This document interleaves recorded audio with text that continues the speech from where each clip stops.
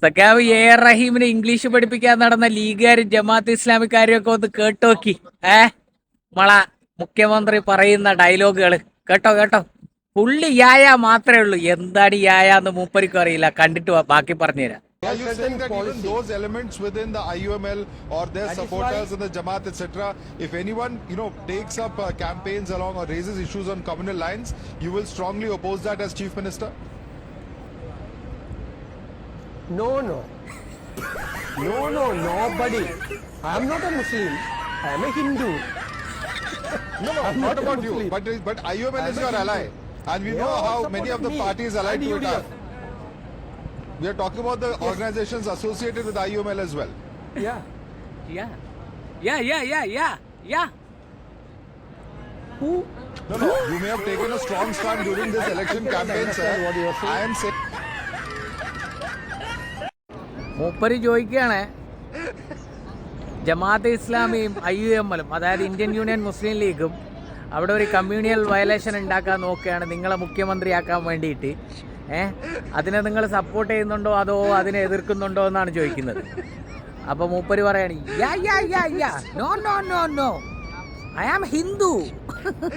No I don't want anybody to do ഇറങ്ങി പോടാ my house, out of my വീട്.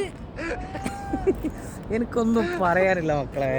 പക്ഷെ ഒരു കാര്യമുണ്ട്, ഇമ്മാതിരി കൂട്ട ഇംഗ്ലീഷൊക്കെ കേട്ട് കഴിഞ്ഞാൽ നമ്മൾ പേടിക്കും. നമ്മൾ 5ാം ക്ലാസ്സിൽ പഠിക്കുന്ന സമയത്താണ് നമ്മൾ ഇംഗ്ലീഷ് പഠിക്കാൻ തുടങ്ങിയത്. നമ്മളെ സമയത്ത് ഇപ്പോഴല്ല കേട്ടാ. അന്ന് ടീച്ചർ വന്നിട്ട് നമ്മളടുത്ത് ABCD ഒക്കെ ചോദിക്കുമ്പോൾ നമ്മൾ ABCD ഊ എന്നൊക്കെ പറയും. അന്ന് നമുക്ക് വിചാരം ഈ ഇംഗ്ലീഷ് എന്ന് പറയുന്നത് നമ്മളെ മലയാള വ്യഞ്ജന അക്ഷരം മറ്റേ വേറെന്തൊരു അക്ഷരമൊക്കെ പറയുമല്ലോ, അതേപോലെ യാ റാ ലാ വാ സ എന്നൊക്കെയാണ് വിചാരിച്ചത്. എന്തായാലും നമ്മളെ മുഖ്യമന്ത്രി അടിപൊളിയാണ്, സെറ്റാണ്, കാര്യഗൗരവമുള്ളവനാണ്. എന്തായാലും എല്ലാ ആശംസകളും. നീ നാഷണൽ മീഡിയ മാതിരി ചോദ്യങ്ങളൊന്നും ചോദിച്ചു വരരുത് കേട്ടാ. അല്ലാത്ത കഥ മക്കളെ. നമ്മളീ ഇവിടെ നിന്ന് നിൽക്കുന്നില്ലേ, നമ്മൾ പോണേ. നമ്മളാരും വലിയ ഇംഗ്ലീഷ് ഫ്ലുവൻ്റ് ആയ ആൾക്കാരൊന്നും അല്ല. നമ്മുടെ മലയാളികൾക്ക്, പ്രത്യേകിച്ച് ഈ പൊളിറ്റീഷ്യനിൽ കേരളത്തിലുള്ളവർക്കൊക്കെ ചിലരൊക്കെ മാത്രമാണ് അത്യാവശ്യം ഇംഗ്ലീഷും കാര്യങ്ങളൊക്കെ പറയുന്നത്. അപ്പം ചിലപ്പം പെട്ടെന്നൊരു ചോദ്യം വരുമ്പം ഇതേപോലത്തെ സംഭവങ്ങളൊക്കെ ഉണ്ടാവും. പെട്ടെന്ന് നമുക്ക് അതിന് ഉത്തരം കൊടുക്കാൻ പറ്റൂല. എന്താണ് നമ്മൾ കേൾക്കുന്നതെന്നുള്ളൊരു ഇതുണ്ടാവും. മനസ്സിലായില്ലേ?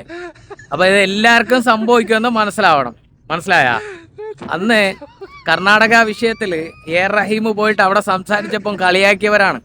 പക്ഷെ AR റഹീം അവിടെ പോയിട്ട് സംസാരിക്കാൻ നോക്കിയത് സാധാരണക്കാരായ പാവങ്ങളെ കുടിയൊഴിപ്പിക്കുന്നതിന്റെ പേരിലാണ്. അവിടെ പോയിട്ട് നാഷണൽ മീഡിയയ്ക്ക് എടുത്ത് സംസാരിക്കുന്നത്.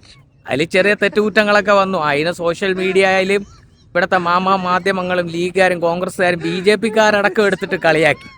അപ്പൊ ഇത്രയും പറയാനുള്ളൂ. ഇതാണ് സംഭവം, മനസ്സിലായില്ലേ? ഇപ്പൊ നമ്മള് VD സതീശനെ കളിയാക്കാൻ വേണ്ടിയിട്ട് ഒന്നുമല്ല.